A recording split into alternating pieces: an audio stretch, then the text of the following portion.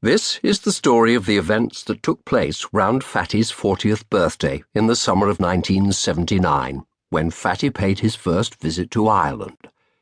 This trip was Betty's birthday present to her husband, who had long talked about an Irish holiday, but who had never seemed to find the time to organise one. Like Betty, Fatty considered himself every bit as Irish as he was American. His credentials for this identity were impeccable. Not only was there his name, which was quintessentially Irish, but he could also point to the exact identity of the Irish forebear who had decided that enough was enough.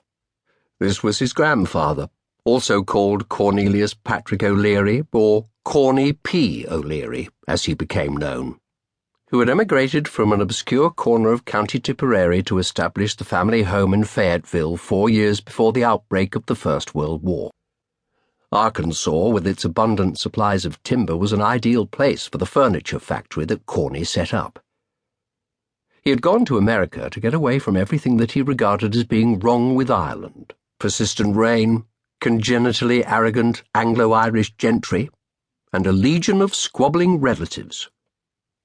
Freed of Ireland, he became enthusiastically more Irish than ever before, and set to the establishing of a modest dynasty of O'Learys, centred upon the rambling, double-storey house, Tipperary View, that he built in the centre of Fayetteville.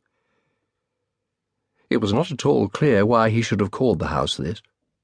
It never had much of a view, and certainly not one of Tipperary, from which it was separated by 3,000 miles of ocean and a considerable slice of the American continent.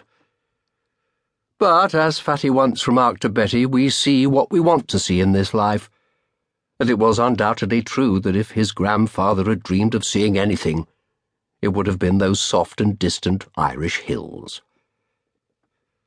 As Fatty's birthday approached, a visit to Ireland had not been the first possibility Betty explored.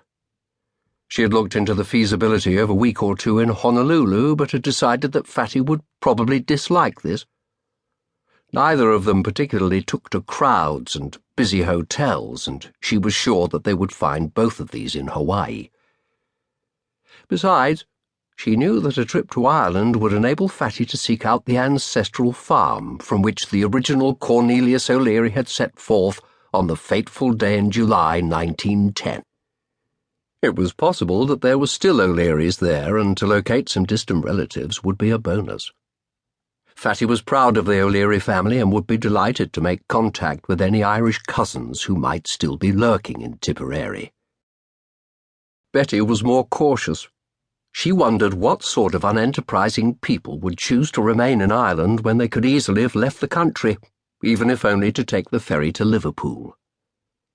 Well, they would soon find out, and if the Irish relatives proved to be at all embarrassing, they could be left right there. If, on the other hand, they were promising, they might be persuaded to emigrate, as Betty assumed that all sensible Irish people had either already emigrated to America or were at least actively contemplating doing so. Indeed, it was quite surprising that anybody remained there at all, other than those few needed to act as curators. Fatty was enthusiastic when he heard that Betty had booked the flights. They were to fly to Dallas,